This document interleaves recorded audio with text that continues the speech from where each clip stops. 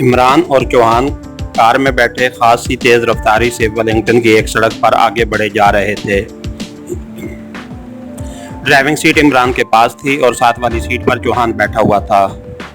इमरान ने अपने और चौहान के चेहरे पर खुद ही मेकअप किया था और उस वक्त वो दोनों ही मकामी आदमी लग रहे थे। मेकअप की वजह से वो दोनों ही इंतहाई सख्तगीर से आदमी नजर आ रहे थे।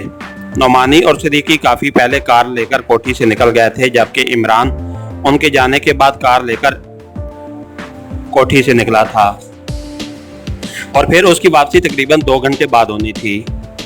उसके बाद ही उसने अपने और चौहान पर मेकअप किया था और फिर वो उसे कार में बिठाकर कोठी से बाहर निकल आया था। ये कार्ड रख लो। इसके मुताबिक तुम एक्रेमिया की एक सुपर टॉप एजेंसी के एजेंट हो। तुम्हारा नंबर 1111 है और इस एजेंसी से ताल्लुक है। मेरा नंबर 11 है। इस एजेंसी में सिर्फ यही नंबर चलते हैं और ये एक्रेमिया की सबसे मौसर एजेंसी है जो बराह रास्त सदर एक्रेमिया के कंट्रोल में है। इमरान ने जेब से एक कार्ड निकालकर चौहान की तरफ बढ़ाते हुए कहा। कार्ड सफ़ेद रंग का था जिसके दरमियान सुर्ख रंग के हिस्सों में 1111 लिखा हुआ था और नीचे सिर्फ 2 आंखें बनी हुई थी। ऐसी आंखें जिनमें से आपुतलियाँ मौजूद न थीं, बेनूर आंखें। तो अब आप शाटूफ से इस हैसियत से मिलेंगे, चौहान ने कार्ड को अपनी जेब में रखते हुए कहा। हाँ, उसे फौरी मुलाकात करने का और कोई चारा न था, इमरान ने सर हिलाते हुए कहा। लेकिन ये कार्ड आपके हाथ कैसे लग गए? क्या ये जेली हैं? चौहान ने पूछा। नहीं, ये असली हैं। ये और बात है कि ये दोनों एजेंट इस वक्त मुल्क से बाहर हैं। मुल्क से बाहर ये कार्ड इस्तेमाल नहीं किए जाते। ये दोनों एजेंट सक्के भाई हैं और एक कोठी में इकट्ठे रहते हैं। मुझे उनके मुतालिक मालूमात हासिल थी, लेकिन उनसे कभी बराह रास्त टकराव न हुआ था। मैं खुफिया तौर पर उनकी कोठी में दाखिल हुआ और फिर वहां की तलाशी लेकर ये कार्ड हासिल किए, इमरान ने तफसील बताते हुए कहा और चौहान ने सर हिला दिया। वो सोच रहा था कि इमरान ऐसे अजीबोगरीब काम कैसे आसानी से कर लेता है कि उसे हर किस्म की मालूमात हासिल रहती हैं और वो इन मालूमात को बर वक्त इस्तेमाल भी कर लेता है। इसलिए वो मुश्किल तरीन मसाइल को इतनी आसानी से हल कर लेता है। हालांकि इससे पहले चौहान भी सोचता रहा था कि शाटूफ तक पहुंचने और फिर उनसे मालूमात हासिल करने के लिए उन्हें न जाने कितनी कत्लो गारत करना पड़ेगी और कितने खटन मराहिल से गुजरना पड़ेगा, लेकिन इमरान ने चक्कर ही ऐसा चलाया था कि अब ये सब कुछ इंतहाई आसान लग रहा था। कार मुख्तलिफ सड़कों पर से होती हुई एक सड़क पर मौजूद एक किला नुमा इमारत के गेट पर पहुंचकर रुक गई। इमरान दरवाज़ा खोलकर नीचे उतरा और उसके सतून पर लगे हुए कॉल बेल के बटन पर उंगली रख दी और फिर वापस आकर वो दोबारा ड्राइविंग सीट पर बैठ गया। चंद लम्हों बाद बड़े से गेट की खिड़की खुली और एक लंबा तड़ंगा नौजवान बाहर निकल आया। उसके कंधे से मशीन गन लटक रही थी। ये कार्ड चीफ तक पहुंचा दो, इमरान ने जेब से कार्ड निकालकर उस नौजवान की तरफ बढ़ाते हुए कहा। उसके साथ ही उसने चौहान को इशारा किया और चौहान ने भी कार्ड जेब से निकालकर उस नौजवान की तरफ बढ़ा दिया। नौजवान ने एक नज़र कार्ड्स को देखा और फिर सर हिलाता हुआ मुड़ा और खिड़की में घुसकर गायब हो गया। खिड़की बंद हो गई। फिर तकरीबन 10 मिनट तक इंतजार के बाद बड़ा गेट खुल गया और उसी नौजवान ने उन्हें हाथ के इशारे से अंदर आने के लिए कहा। इमरान ने कार आगे बढ़ाई और फिर फाटक क्रॉस करके वो वसी वारिस लॉन में से गुजरता हुआ बड़े से पोर्च में जाकर रुक गया। बरामदे में एक और मसला आदमी मौजूद था। जैसे ही इमरान और चौहान कार में से उतरे, वो नौजवान तेजी से आगे बढ़ा।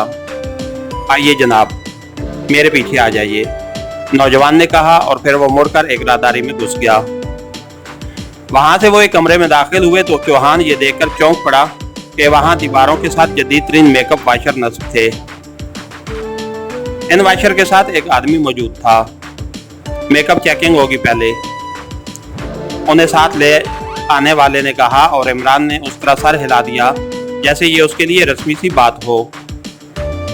फिर उन्हें कुर्सियों पर बिठा दिया गया और उनके सरों पर कंटोप चढ़ाकर मशीन चला दी गई। चंद लम्हों बाद कंटोप हटा लिए गए और चौहान के हलक से ये देखकर एक तवील सांस निकल गया कि इमरान के चेहरा बदस्तूर वैसा ही था। उसका मतलब था कि ये जदीद तरीन मेकअप वाशर भी उनके मेकअप को वाश नहीं कर सका। जाहिर है इमरान जैसे शख्स ने यकीनन इस पहलू को ज़रूर पहले ही मद्देनज़र रखा होगा। ठीक है जनाब, आइए।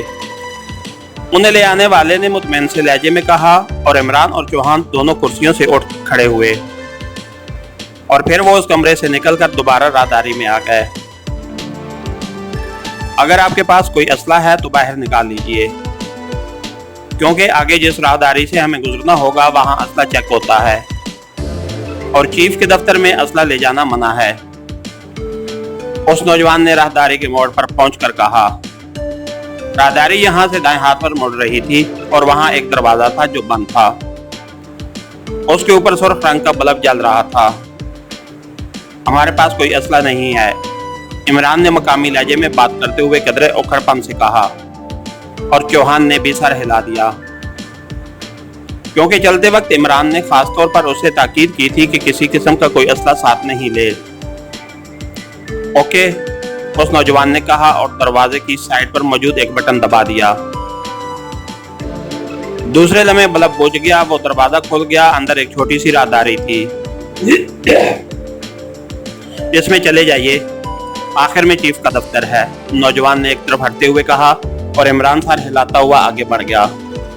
चौहान उसके पीछे था। राहदारी क्रॉस करके वो एक और दरवाजे पर पहुंचे, लेकिन उनके पहुंचते ही दरवाजा खुद ब खुद खुल गया।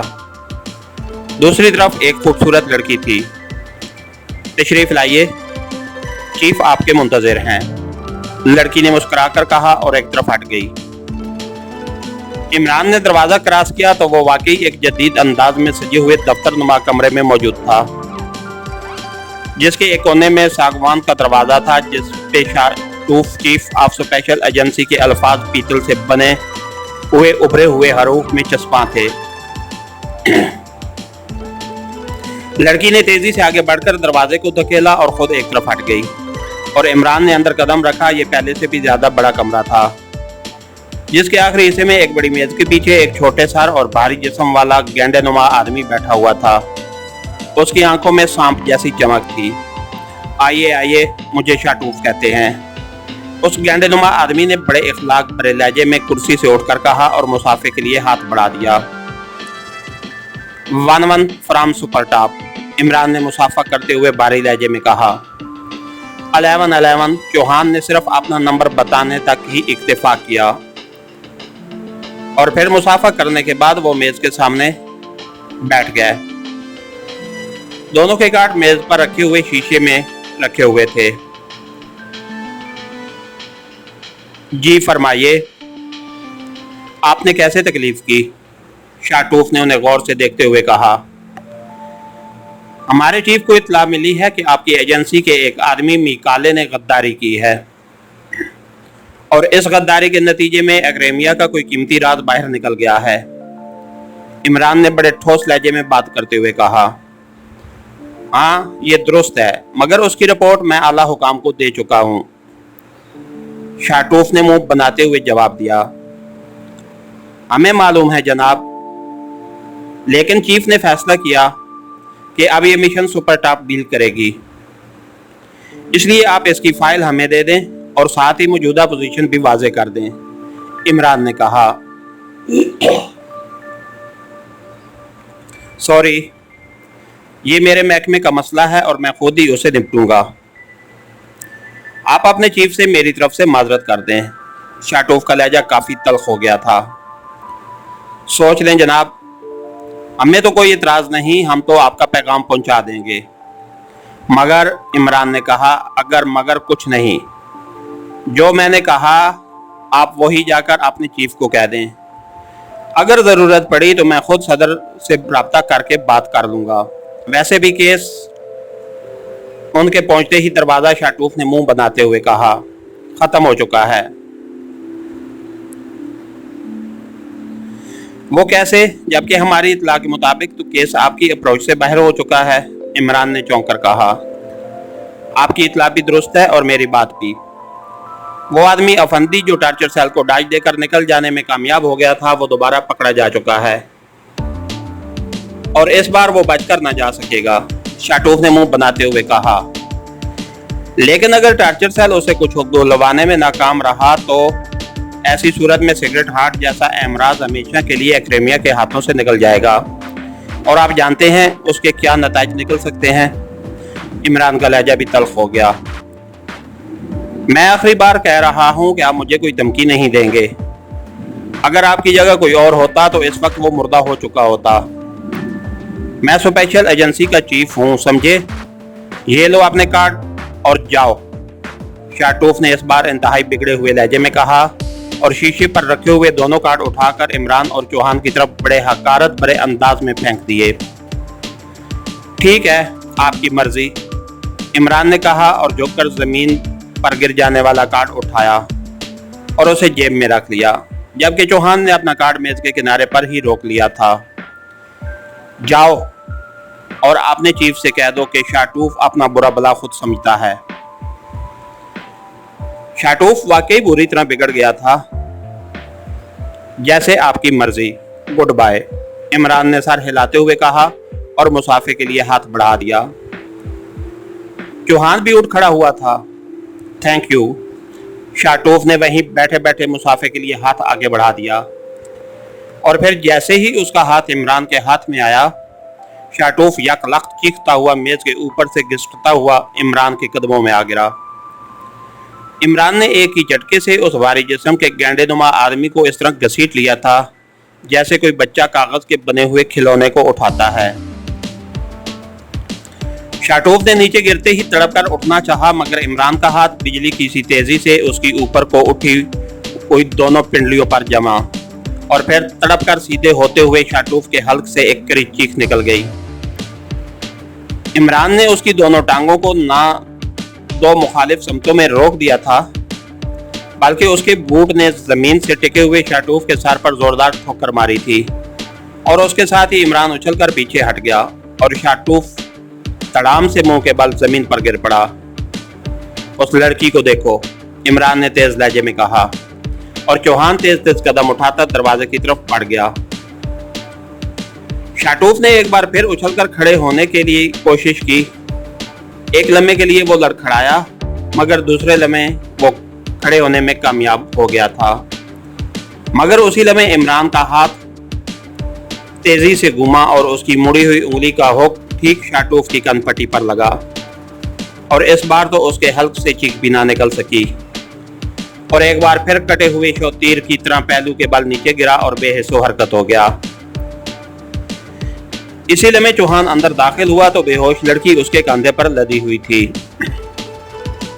इसे होश में ना आने देना, इमरान ने तेज लहजे में कहा और चौहान ने सर हिलाते हुए लड़की को एक सोफे पर फेंका और फिर उसके सर पर खड़ा हो गया। शाटूफ पहलू के बल कालीन पर गिरकर अब पुश्त के बल होकर पड़ा था। इमरान ने बूट उठाकर उसकी गर्दन पर मखसूस अंदाज में रखा और फिर पैर को जरा सा घुमा दिया। दूसरे लम्हे शाटूफ के जिस्म में तेज हरकत हुई और उसकी आंखें एक झटके से खुली। उसके दोनों बाजू बेख्तियार इमरान की टांगों की तरफ उठे और साथ ही उसकी दोनों टांगें भी सिमटी, मगर इमरान ने पैर को और मोड़ दिया और शाटूफ के दोनों बाजू बेजान होकर धड़ाम से कालीन पर दोबारा गिर गए। उसके साथ ही सिमटती हुई टांगें भी दोबारा सीधी हो गईं। उसका चेहरा इंतहाई तेजी से मसक होता जा रहा था और आंखें बाहर को निकलती आ रही थी। बताओ, सिगरेट आर्ट की फाइल कहाँ है? इमरान ने गुराते हुए कहा और साथ ही पैर को जरा सा और मोड़ा और शाटूफ के हल्क से खरखराहट सी निकलने लगी और उसका पूरा जिस्म उसी तरह कांपने लगा जैसे उस पर तशन्नुज का दौरा पड़ गया हो। इमरान जानता था कि इस वक्त शाटूफ अपनी जिंदगी की सबसे तकलीफदेह हालत में से गुजर रहा है, ऐसी तकलीफदेह हालत की जिसका दूसरा शख्स सोच तक नहीं सकता। सिर्फ वही उसकी हौलनाकी को जान सकता है जिस पर यह हालत गुजर रही हो। उसके जिस्म की एक एक रग इस तरह तड़प रही थी जैसे अभी कच्चे धागे की तरह टूट जाएगी। बताओ वरना, इमरान ने पैर को वापस अपनी तरफ करते हुए कहा और शाटूफ का तेजी से भयानक अंदाज में मस्त होता हुआ चेहरा वापस तेजी से बहाल होने लग गया। मम मेज दूसरी दरदराज शाटूफ के हलक से रुक रख कर ऐसी आवाज निकली जिसके साथ हल्की सी खरखराहट भी शामिल थी। जाओ देखो, इमरान ने गर्दन मोड़कर चौहान से कहा और चौहान तेजी से मेज की दूसरी साइड की तरफ मुड़ गया जिधर ऊंची नशिस्त की कुर्सी पड़ी हुई थी। उसने दूसरी दराज खोली उसमें वाकई कई फाइलें मौजूद थीं। फिर एक फाइल जिस पर लिखे SH के अल्फाज साफ नजर आ गए, उसने वो फाइल उठाकर दराज बंद कर दी।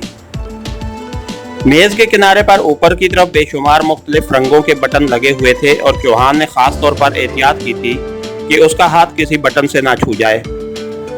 मुझे दिखाओ, इमरान ने कहा। उसने पैर बदस्तूर शाटूफ की गर्दन पर रखा हुआ था। चौहान ने फाइल उसके हाथ में दी और खुद दोबारा उस सोफे की तरफ बढ़ गया जिस पर वो लड़की बेहोश पड़ी हुई थी। इमरान ने फाइल खोली। इसमें 4-5 टाइपशुदा कागजात मौजूद थे। इमरान की नजरें तेजी से फाइल के सफ़ात पर दौड़ती रहीं। फिर उसने फाइल बंद की और उसे तय करके जेब में डाल दिया और उसके साथ ही उसने अपना पैर शाटूफ की गर्दन से पीछे हटा लिया। शाटूफ इस तरह बेहिस्सो हरकत पड़ा हुआ था। सुपर टॉप जो चाहता है वो ही करता है, समझे? इमरान ने जहरीले लहजे में कहा। उसके साथ ही उसका पैर हरकत में आया और बूट की टो पूरी कुव्वत से शाटूफ की कनपट्टी पर पड़ी और उसे बेहिस्सो हरकत पड़े हुए शाटूफ की आंखें ज़रब लगते ही एक झटके से बंद हो गईं। इसकी कनपट्टी भी बजा दो, चौहान, ताकि हम इत्मीनान से बाहर निकल जाएं। इमरान ने दरवाजे की तरफ बढ़ते हुए उस लड़की की तरफ इशारा करते हुए कहा।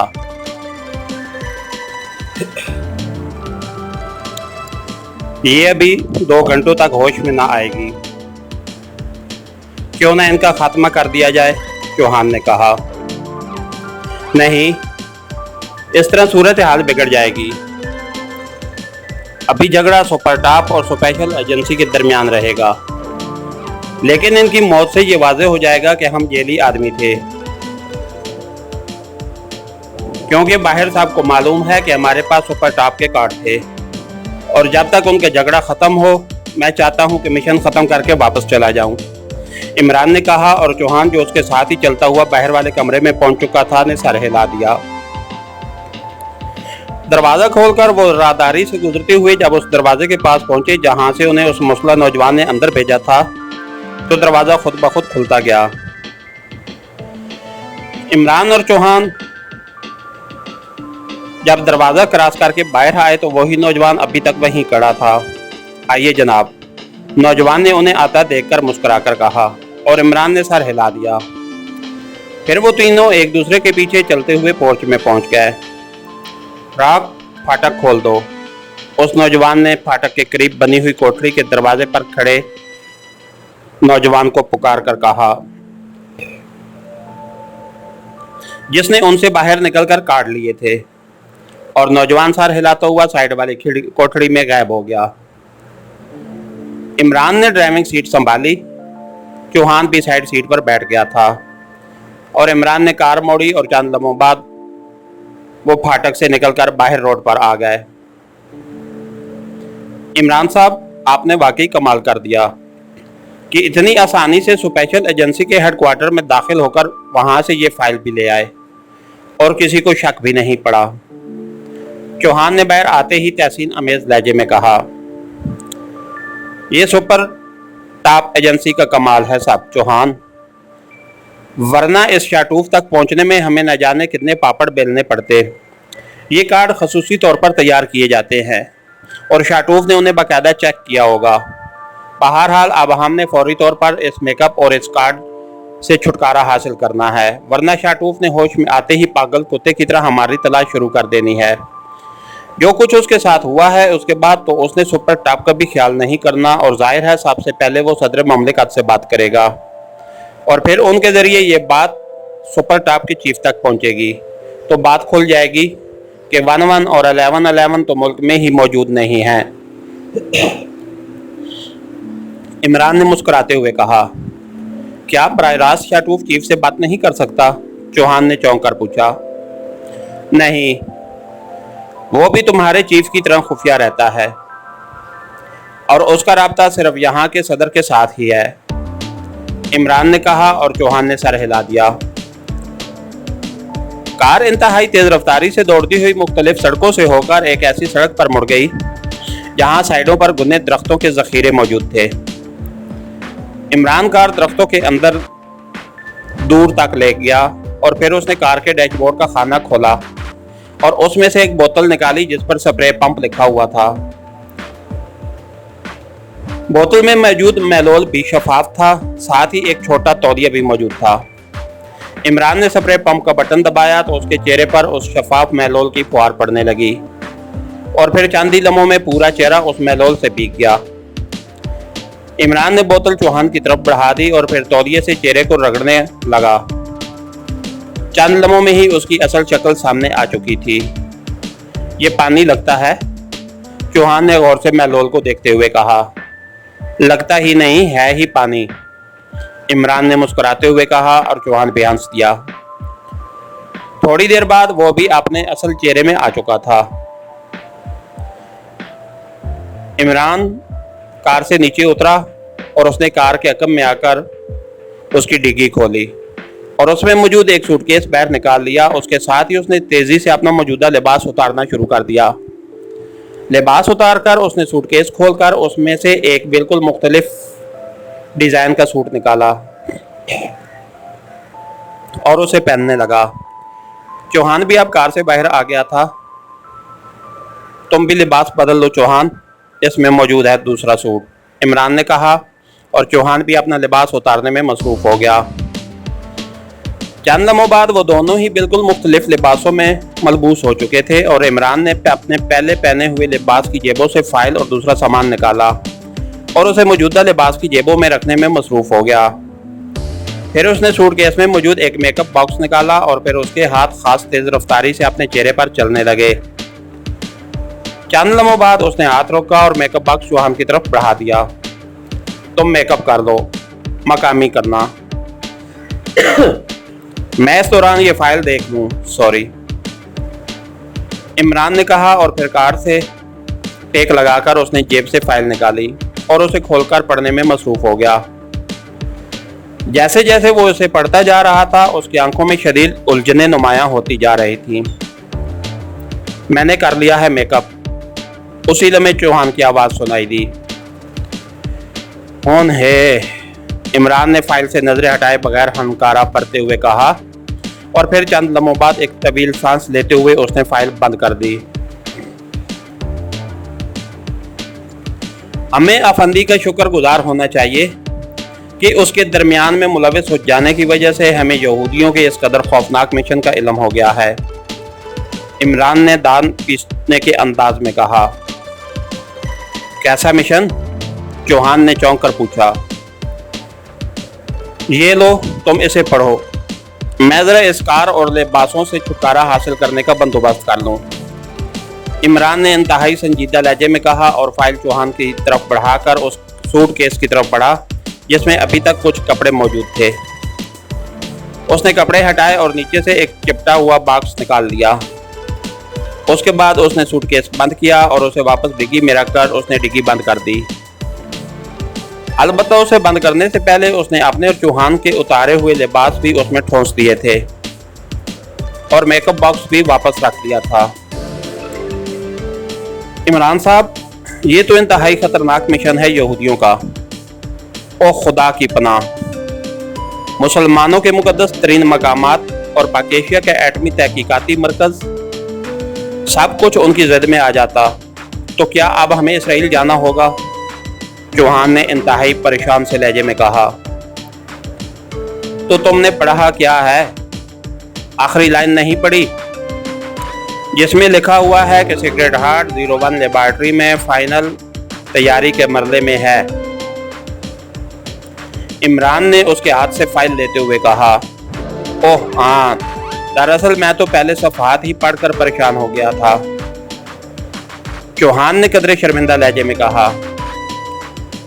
सीक्रेट हार्ट अगर इसराइल में नस्ब हो गया तो सिर्फ यही टारगेट ही नहीं होंगे जो तुमने कहे हैं, बल्कि पूरा मशरिक वस्ता और अफ्रीकी मुस्लिम ममालिक भी उसकी जद में आ जाएंगे, इमरान ने होंठ चबाते हुए कहा और उसके साथ ही उसने फाइल को उनके अंदर मौजूद कागजों समेत पुर्जे पुर्जे करना शुरू कर दिया। लेकिन इस फाइल में यह तो दर्ज नहीं है कि सीक्रेट हार्ट असल है क्या, चौहान ने कहा। लिखा हुआ तो है कि फौजी हमला आवर निज़ाम है और उसका नाम बता रहा है कि ये जदीद तरीन सुपर कंप्यूटर कंट्रोल्ड होगा और जाहिर है कोई खौफनाक मिसाइल इससे फायर होंगे। बहरहाल अफंदी जिंदा मिल गया तो शायद बाकी तफसीलात उससे मालूम हो सकें। इमरान ने सर हिलाते हुए जवाब दिया और फटे हुए पुर्जों को कार के अंदर फेंक दिया। इसका मतलब है कि इस पूरे निज़ाम को तबाह करना होगा, चौहान ने कहा। हाँ, लेकिन इस 01 लेबॉर्ट्री को पहले तलाश करना पड़ेगा। एक्रेमिया में न जाने किस कदर खुफिया लेबॉर्ट्री मौजूद है, इमरान ने कहा और जेब से वो चिपटा सा बॉक्स निकाला। उसकी साइड पर लगा हुआ एक बटन दबाकर उसने बॉक्स को भी कार के अंदर सीट पर उछाल दिया। आओ अब चलें, अब ये सब कुछ चंद लम्हों में ही राख हो जाएगा, इमरान ने बॉक्स उछालते हुए चौहान से कहा और तेजी से वापस सड़क की तरफ बढ़ गया। चौहान ने उसकी पैरवी की और जब वो सड़क के करीब पहुंचे तो उन्हें अपने अकब में एक धमाका सुनाई दिया और तेज रोशनी जंगल के अंदरूनी हिस्से में एक लम्हे के लिए दिखाई दी, फिर गायब हो गई। कहीं सारे जंगल को ही ना आग लग जाए, चौहान ने तशवीश भरे लहजे में कहा। अरे नहीं, ये मखसूस रेज है, ये कार को इस तरह जला देंगी जैसे उस पर आसमानी बिजली गिर पड़ी हो। ये धमाका तो पेट्रोल टैंकी के फटने का था, इमरान ने कहा और चौहान ने सर हिला दिया। थोड़ी देर बाद वो सड़क पर पहुंच गए, लेकिन काफी दूर तक मुसलसल पैदल चलने के बाद ही उन्हें एक खाली टैक्सी मिल सकी और इमरान इस तरह दरवाजा खोलकर सीट पर बैठा जैसे वाकई बेहद थक गया हो। कहाँ जाना है साहब? टैक्सी ड्राइवर ने चौहान जो अकबी सीट पर बैठते ही साथ वाली सीट पर मौजूद इमरान से मुखातिब होकर कहा। यहाँ थकावट दूर करने का इंतजाम हो सके। यार तुम टैक्सी स्पीड से नहीं चला सकते हो? कम अज कम कुछ तो पहले हम पहुंच जाते। मेरी टांगें इस वक्त ऐसे महसूस हो रही हैं जैसे खड़ी की हो गई हों और लकड़ी भी संभल की, जैसे लकड़ी की हो गई हों और लकड़ी भी संभल की। इमरान की जबान चल पड़ी, लेकिन लहजा मकामी ही था। तो आप थकावट दूर करना चाहते हैं, मगर रकम बहुत सी लगेगी, टैक्सी ड्राइवर ने मुस्कुराते हुए कहा और साथ ही उसने मीटर डाउन करके टैक्सी आगे बढ़ा दी। कितनी लग जाएगी? इमरान ने मुंह बनाते हुए कहा। कम अज कम $1000, मगर एक बात है, थकावट वाकई दूर हो जाएगी, टैक्सी ड्राइवर ने शातराना अंदाज में कहा। $1000? इतनी बड़ी रकम, और वो भी सिर्फ थकावट दूर करने के लिए खर्च हो जाएगी? तुम ऐसा करो कि फिलहाल $1 वाली थकावट दूर करा दो, या फिर पहले किसी ऐसी जगह ले चलो जहां से $1000 उधार मिल सके, इमरान ने कहा और टैक्सी ड्राइवर हंस पड़ा। $1 में तो साहब सिर्फ सर की ही मालिश हो सकती है, और वो भी, टैक्सी ड्राइवर ने हंसते हुए कहा, लेकिन वो फिक्रा अधूरा छोड़कर खामोश हो गया। यार फिक्रा तो पूरा कर दो, इमरान ने मुस्कुराते हुए कहा। छोड़िए साहब, वैसे $1 तो किराया हो भी चुका है, यही रोक दूं टैक्सी? टैक्सी ड्राइवर ने इस पर सपाट लहजे में कहा।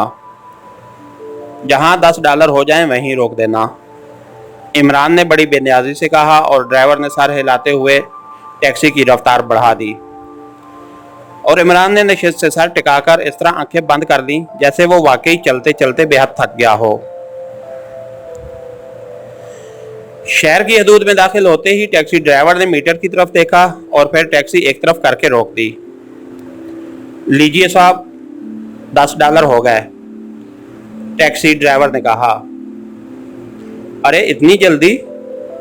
यार तुम्हारा मीटर तो शायद तुम्हारी टैक्सी से भी ज्यादा तेज भागता है। बहरहाल ठीक है, मजबूरी का क्या इलाज, इमरान ने थके थके अंदाज में कहा और फिर दरवाजा खोलकर नीचे उतर आया। जाहिर है चौहान को भी उसकी पैरवी करनी पड़ी। इमरान ने जेब में हाथ डाला और फिर $10 का एक नोट निकालकर उसने ड्राइवर की तरफ बढ़ा दिया। ड्राइवर ने नोट पकड़ा और दूसरे लम्हे एक झटके से टैक्सी आगे बढ़ा ले गया। क्या हुआ इमरान साहब, आप तो वाकई बेहद थके हुए दिखाई दे रहे हैं, चौहान ने कदरे परेशान से लहजे में कहा। $1000 का सुनकर और ज्यादा थक गया हूँ। बहरहाल आओ, न जाने अब कब तक किस्मत में पैदल चलना लिखा हुआ है। इमरान ने मुस्कुराते हुए कहा और फिर आगे बढ़ने लगा। आपकी ये अदाकारी मेरी समझ में तो नहीं आई। अच्छी भली टैक्सी मिली थी, सीधे कोठी पहुंच जाते, चौहान ने हैरत भरे लहजे में कहा। और फिर स्पेशल एजेंसी वाले फूलों के हार उठाए हमारे गले में डालने पहुंच जाते। चौहान साहब, सिर्फ तनख्वाह वसूल करने की हद तक सिगरेट एजेंसी नहीं हो सकती, यानी कि सिगरेट एजेंटी नहीं हो सकती। अब ये टैक्सी ड्राइवर उन्हें बताएगा कि हम दोनों इस कदर थके हुए थे कि न जाने कितने मील पैदल चलकर आ रहे थे, और फिर गरीब भी इतने थे कि हम शहर की हदूद तक ही पहुंच सके। यहाँ टैक्सी का निज़ाम कुछ इस कदर मरबूत और कंट्रोल्ड है कि सब कुछ आसानी से मालूम हो जाता है। इमरान ने मुस्कुराते हुए कहा और चौहान बेख्तियार चौंक पड़ा। ओह ओह, अब समझा, तो ये सब कुछ टैक्सी ड्राइवर को डांच देने के लिए था। चौहान ने कदरे शर्मिंदा लहजे में कहा। अब क्या करूं, तुम पर तो अदाकारी का असर भी नहीं होता, तुम तो एक्टिंग प्रूफ हो चुके हो, इमरान ने कहा। और फिर एक बार स्टॉप पर पहुंचकर वो रुक गया। वहां चंद अफराद कतार बनाए खड़े थे। इमरान खामोशी से कतार में खड़ा हो गया। जाहिर है इमरान की पैरवी चौहान को भी करनी थी, और अब वो सारी बात समझ गया था कि इमरान अब बस के जरिए सफर करना चाहता है ताकि बाद की चेकिंग से बचा जा सके। चंद लम्हों बाद बस आ गई और वो दोनों उस पर सवार हो गए। बस मुख्तलिफ सड़कों पर से दौड़ती हुई जैसे ही एक चौक पर रुकी, इमरान ने चौहान को इशारा किया और वो दोनों बस से नीचे उतर आए। यहाँ चूंकि किराया फिक्स्ड होता है और बस में कंडक्टर नाम की कोई चीज़ नहीं होती। दरवाजे के साथ ही एक बॉक्स मौजूद होता है और हर मुसाफिर उसमें किराया खुद ही डाल देता है। इमरान ने भी उसमें 2 छोटे नोट डाल दिए थे। स्टॉप से उतरकर इमरान एक गली में दाखिल हुआ और फिर तकरीबन आधे घंटे तक इस तरह मुख्तलिफ गलियों में मटर गश्त करने के बाद वो जब एक गली से बाहर आए तो वो उस सड़क पर थे जहां वो कोठी मौजूद थी जो ग्रैंडफादर ने उन्हें दी थी। हमारे हुलिये तो वो टैक्सी ड्राइवर बता ही देगा, चौहान ने कोठी में दाखिल होते हुए कहा। कोई बात नहीं, वो थका हुआ हुलिया बताएगा, हम तरोताज़ा हुलिया बना लेंगे, इमरान ने मुस्कुराते हुए जवाब दिया। और बरामदे की सीढ़ियां चढ़ता हुआ जैसे ही ऊपर पहुंचा, अचानक राहदारी में से 4 मसला आदमी बिजली की सी तेजी से नबूदार हुए, और फिर इससे पहले कि इमरान और चौहान हैरत के इस झटके से संभलते, 4 मशीन गन्नें उनके जिस्मों से लग चुकी थीं। खबरदार अगर कोई हरकत की, इंतहाई वसीले लहजे में एक मसला आदमी ने कहा। फिक्र न करो, हम शरीफ आदमी हैं, इसलिए हरकत करने का सवाल ही पैदा नहीं होता, इमरान ने बड़े मासूम से लहजे में कहा। उसी लम्हे तेज कदमों की आवाजें उभरी और 2 आदमी राहदारी से नमूदार हुए। उनमें से एक फौजी था जिसके हाथ में मशीन गन थी, जबकि दूसरा आम आदमी था।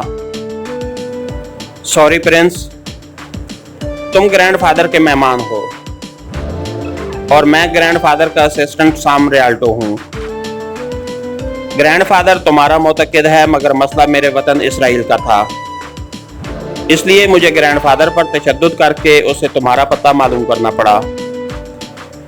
ग्रैंडफादर इस तशद्दुद की वजह से ख़त्म हो चुका है और अब तुम्हारी बारी है, इस आम से आदमी ने मुंह बनाते हुए इमरान की तरफ देखते हुए कहा। कौन प्रिंस और कैसा प्रिंस, मैं समझा नहीं। भाई, हम तो किराया पर कोठी लेना चाहते थे और एस्टेट एजेंट ने इस कोठी का पता बताया था, इमरान ने मुंह बनाते हुए कहा और रियाल्टो कैका लगाकर हंस पड़ा। प्रिंस, तुम मुझसे नहीं छुप सकते, मैंने तुम्हारी एक खास निशानी ग्रैंडफादर से पूछ ली है। बहरहाल मैंने निशानदेही कर दी है, उसके 2 साथी और भी हैं, वो न जाने कहाँ हैं। अब तुम जानो मेजर जोसेफ और तुम्हारा काम। ये है प्रिंस पाकेशिया सीक्रेट सर्विस का खास आदमी। रियाल्टो ने बड़े संजीदा लहजे में अपने साथ खड़े लंबे तड़ंगे आदमी से मुखातिब होकर इमरान की तरफ इशारा करते हुए कहा। ठीक है, इन दो को तो ठिकाने लगाएं, बाकी दो को बाद में देख लेंगे और उन्हें भी संभाल लेंगे। इस मेजर जोसेफ ने कहा और मशीन गन इमरान और उसके पीछे खड़े हुए चौहान की तरफ तान ली। उसके मशीन गन तानते ही उनके गिर्द मौजूद बाकी अफराद ने भी मशीन गनें सीधी कर दी। ठहरो, ये साम रियाल्टो यकीनन एक्रेमिया का गद्दार है। सुनो, हमारी इसमें कार्ड मौजूद हैं, वो निकाल कर पहले देख लो, वरना बाद में हम पिछताने का भी मौका ना मिलेगा। इमरान ने सख्त इंतहाई संजीदा लहजे में कहा।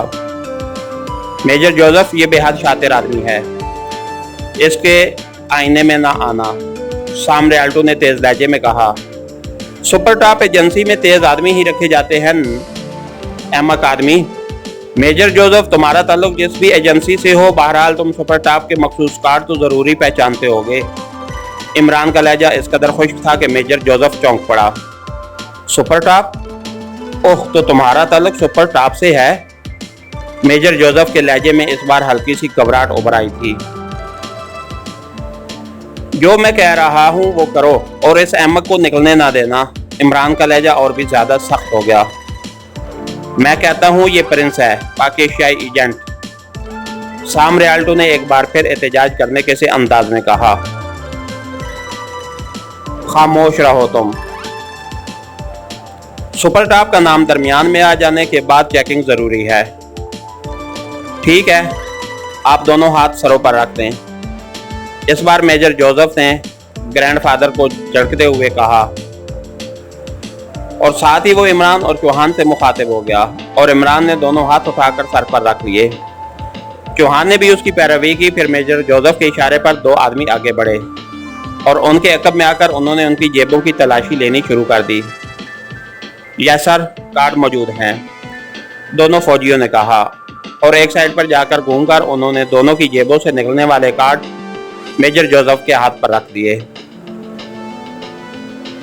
और फिर पीछे हटकर अपनी जगह बड़े चौंकने अंदाज में खड़े हो गए। ये कार्ड असली हो ही नहीं सकते। मेजर, मेरी बात मान लो, ये तुम्हें चक्कर दे रहे हैं। साम रियाल्टो कार्ड देखने के बाद बेहद बुखला गया था। अभी पता चल जाता है। सुपर टॉप के कार्ड जेली हो ही नहीं सकते, मेजर ने कहा और एक कार्ड को उठाकर उसने अपनी आंखों के सामने कुछ फासले पर रखकर बगौर देखा और फिर दूसरे कार्ड के साथ भी उसने यही अमल किया। ये असली कार्ड हैं, गने हटा लो और साम रियाल्टो को गिरफ्तार कर लो। मेजर जोसेफ ने यकलख तेज लहजे में कहा और दूसरे लम्हे मशीन गनों वाले इमरान और चौहान को छोड़कर तेजी से साम रियाल्टो की तरफ लपक पड़े। उन्होंने बिजली की सी तेजी से उसके दोनों बाजू जकड़कर अकब में करके क्लिप हथकड़ी लगा ली और साम रियाल्टो का चेहरा देखने वाला था। यूं लग रहा था जैसे वो कोई भयानक ख्वाब देख रहा हो। सॉरी सर, लेकिन आप यहाँ कैसे आए? ये कोठी तो ग्रैंडफादर ने पाकिस्तानी एजेंटों के हवाले की थी। मेजर जोसेफ ने कार्ड वापस इमरान और चौहान की तरफ बढ़ाते हुए इंतहाई मुअद्दबाना लहजे में कहा। पहले ये बताएं कि आपका ताल्लुक किस एजेंसी से है, क्योंकि स्पेशल एजेंसी में तो इस तरह के फौजी ओहदे नहीं होते। इमरान ने कार्ड लेते हुए खुश्क लहजे में कहा। सर, हमारा ताल्लुक मिलिट्री इंटेलिजेंस से है। साम रियाल्टो चूंकि हमारे चीफ का, जो खुद यहूदी हैं, जाती दोस्त है और ग्रैंडफादर का असिस्टेंट है। जिस वक्त वो पाकिस्तानी एजेंट ग्रैंडफादर के पास आए तो ये मौजूद न था, मगर बाद में इसने जब ग्रैंडफादर के कमरे में मौजूद खुफिया डायरेक्टर फोन का टेप सुना तो उसे मालूम हो गया कि पाकिस्तानी एजेंट ऐसे मिशन के खिलाफ काम करने आए हैं जिसका ताल्लुक इसराइल से है। इस पर उसने चीफ को इतला दी। फिर चीफ के कहने पर उसने ग्रैंडफादर पर तशद्दुद करके उन पाकिस्तानी एजेंटों के बारे में ये तफसीलात हासिल की हैं। चुनांचे चीफ के हुक्म पर उन पाकिस्तानी एजेंटों का खात्मा करने यहाँ आ गए, लेकिन कोठी खाली पड़ी हुई थी, इसलिए हम इंतजार में यहाँ छुप गए। उसके बाद आप आ गए। मेजर जोसेफ ने बड़े मुअद्दबाना लहजे में पूरी तफसील बताते हुए कहा। ओह, तुम्हारे चीफ ने खामखा सुपर टॉप के केस में मदाखलत शुरू कर दी है। इसके जिम्मे तो 01 लेबॉर्ट्री की निगरानी लगाई गई थी। इमरान ने सर झटकते हुए कहा। वो तो सर हम कर रहे हैं, मगर चीफ ने सोचा कि साम रियाल्टो की मदद से इन पाकिस्तानी एजेंटों को गिरफ्तार कर दिया जाए तो ज्यादा बेहतर है। मेजर जोसेफ ने अपने चीफ की हमायत करते हुए कहा। खाक कर रहे हो? हमें इतलात मिली है कि ये पाकिस्तानी एजेंट 01 लेबॉर्ट्री के गिर्द मंडला रहे हैं। इस इतला के सिलसिले में तो इंक्वायरी करते हुए हम यहां तक पहुंचे ताकि यहां से उनका खोज निकाला जा सके। इमरान ने बुरा सा मुंह बनाते हुए कहा। 01 के गिर्द मंडला रहे हैं? ये आप क्या कह रहे हैं? ये कैसे मुमकिन है? 01 लेबॉर्ट्री का तो वजारत इत्तला तक को इल्म नहीं, वजारत दिफा तक को इल्म नहीं है, उनको कैसे हो सकता है? फिर वो तो मुकम्मल तौर पर अंडरग्राउंड है, उसके गिर्द कोई कैसे मंडला सकता है? मेजर जोसेफ ने इंतहाई हैरत भरे लहजे में कहा। तुम्हें कितना अरसा हुआ इंटेलिजेंस ज्वाइन किए हुए मेजर जोसेफ? इमरान ने मुंह बनाते हुए कहा। 4 साल हो गए हैं। क्यों? मेजर जोसेफ ने चौंक कर जवाब दिया। तुमने खुद देखी है 01 लेबॉर्ट्री? इमरान ने इंतहाई तंजिया लहजे में कहा। मैंने? हाँ, मैं 2 साल तक वहां सिक्योरिटी में शामिल रहा हूं, मगर आप क्यों पूछ रहे हैं? मेजर जोसेफ ने हैरत भरे अंदाज में पलके झपकाते हुए पूछा। उसके अंदाज में इस बार शक का हल्का सा अंसर भी नुमायां हो गया था। तुम जो कुछ समझ रहे हो मेजर जोसेफ, वो कुछ नहीं है, ये कोड है। आओ मैं तुम्हें बताऊं। यहाँ सबके सामने इस एमराज को ओपन नहीं किया जा सकता, लेकिन बहरहाल तुम ऑफिसर हो, आओ अंदर कमरे में।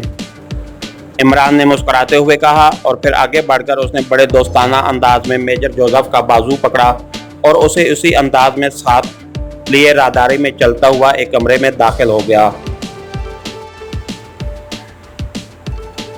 ये है राज। इमरान ने उसका बाजू छोड़ा और दूसरे लम्हे उसके दोनों बाजू बिजली की सी तेजी से हरकत में आए और मेजर जोसेफ उसके सीने से लगा हुआ था। इमरान का एक हाथ उसके मुंह पर और दूसरा उसकी कमर के गिर्द था। फिर उससे पहले कि मेजर जोसेफ इस अचानक झटके का कोई रद्द-ए-अमल जाहिर करता, इमरान का वो हाथ जो उसके मुंह पर जमा हुआ था एक झटके से बाईं तरफ को खींचा। इस झटके से जोसेफ की गर्दन यकलक टेढ़ी सी हो गई। क्योंकि उसका जिस्म इमरान की गिरफ्त में था, वो वैसे ही साकत रहा। दूसरे लम्हे जोसेफ का जिस्म ढीला पड़ता गया। इमरान ने जल्दी से उसे सीने से अलहदा करके संभाला और उसे उठाकर एक सोफे पर लेटा दिया। फिर उसने उसके कांधे से लटकी हुई मशीन गन निकाली और उसे अपने जिस्म के पीछे रखकर वो इत्मीनान से चलता हुआ वापस बरामदे में आ गया, जहां जोसेफ के साथ चौहान और बनता हुआ ग्रैंडफादर खड़ा था। 11 तुम इस साम रियाल्टो को लेकर अंदर जाओ, अब इसे पूछ-पूछ करते हैं। इमरान ने चौहान से मुखातिब होकर कहा और चौहान सर हिलाता हुआ आगे बढ़ा। उसने बुत की तरह खामोश और साकित खड़े साम रियाल्टो को बाजू से पकड़ा और तकरीबन घसीटता हुआ अंदर की तरफ बढ़ गया। अब बरामदे में 4 मसला आदमी खड़े थे, लेकिन मशीन गनें उन्होंने भी अपने कंधों से लटका ली थी।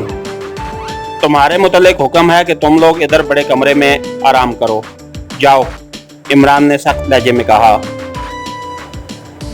मगर बॉस ने आपको ये अहकामात देकर क्यों भेजा है? खुद क्यों नहीं आए? अचानक एक आदमी ने तशवीश भरे लहजे में कहा। इसलिए कि मेजर जोसेफ खुद चलकर यहाँ आ ही नहीं सकता था, इमरान ने मुस्कुराते हुए कहा। क्या मतलब? इमरान की बात सुनकर वो इस बुरी तरह चौंक पड़े। मतलब भी बताता हूँ। अगर तुम बाहर ही मरना चाहते हो तो ठीक है, ऐसे ही सही, इमरान ने कहा और दूसरे लम्हे उसका हाथ अकब से सामने आया। रेड रेड की तेज आवाजों के साथ ही उन चारों के जिस्मों से चीखें निकली और वो चारों गोलियों से छिलनी होकर एक लम्हे तक किसी लट्टू की तरह घूमते रहे, फिर धमाके से नीचे जा गिरे। इमरान चंद लम्हे वहीं खड़ा रहा।